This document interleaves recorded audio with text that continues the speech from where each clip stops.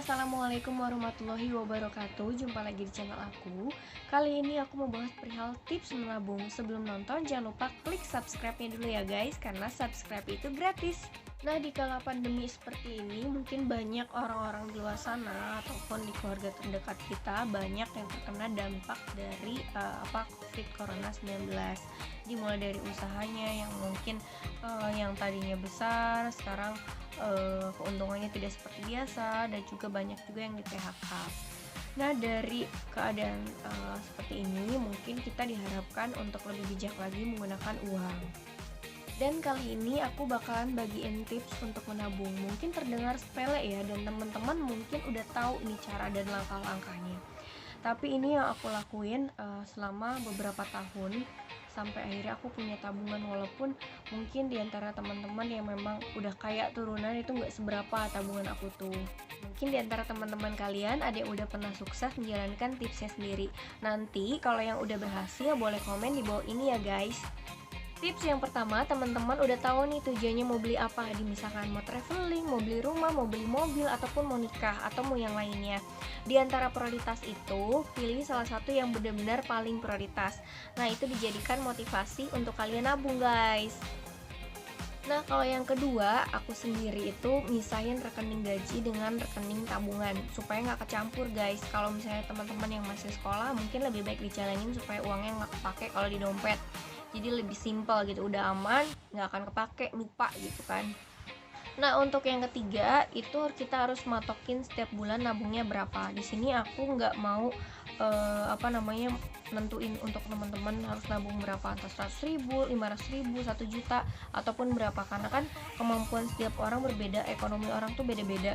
Nah, kalau tergantung juga tujuannya, yang kembali ke tujuan kita. Misalnya mau entah mau nikah atau beli mobil, misalnya targetnya itu tahun depan harus berapa juta atau berapa puluh juta. Nah, itu harus dibagi berapa bulan dan berapa tahun kalian nabung gitu. Dan yang keempat adalah jadi diri sendiri. Kenapa harus jadi diri sendiri? Misalkan kita punya teman atau lingkungannya hedon, atau misalnya memang merekanya itu keluarga berada, jadi segala sesuatu misalnya udah kebiasaan pakai barang yang branded atau yang mahal punya, sedangkan kita latar belakang yang biasa aja dengan gaji yang segitu aja gitu. Masa iya kita mau ngikutin dengan gaya mereka? Kecuali kembali sesuai dengan kebutuhan kita. Misalkan kalau misalnya ada yang mau dibeli, ya memang harus mau irit beli bagus kalian, tapi ya udah sesuai dengan kebutuhan, bukan berarti kita harus selalu beli yang mahal-mahal punya gitu. Jadi harus sesuai dengan kemampuan kita atau jadi diri sendiri. Orang mau beli apa ya kita nggak mesti ngikutin gitu.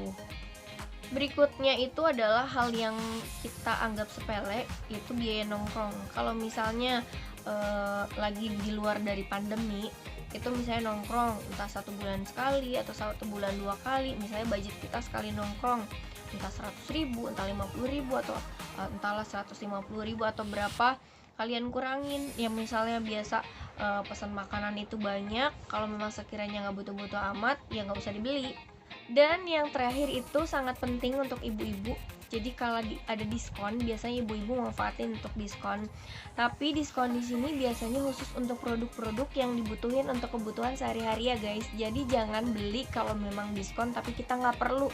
Jadi yang benar-benar perlu untuk kebutuhan sehari-hari, entah susu, entah beras, atau deterjen dan lain-lain. Dari keseluruhan 6 tersebut kita rangkum, kita harus tahu nih yang pertama, tujuan kita nabung untuk apa. Itu tujuannya. Kedua, kita rekeningnya itu rekening gaji kita pisah dengan rekening tabungan.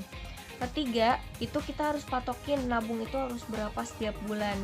Keempat, itu teman-teman harus jadi diri sendiri, jangan sampai kegoda dengan lingkungan sekitar atau nggak jadi diri sendiri.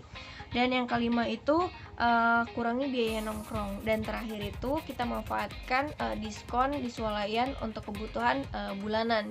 Jadi yang sekira-kiranya memang kalau diskon ya kita beli, kalau memang diskon tapi nggak dibutuhin ya nggak usah dibeli gitu guys.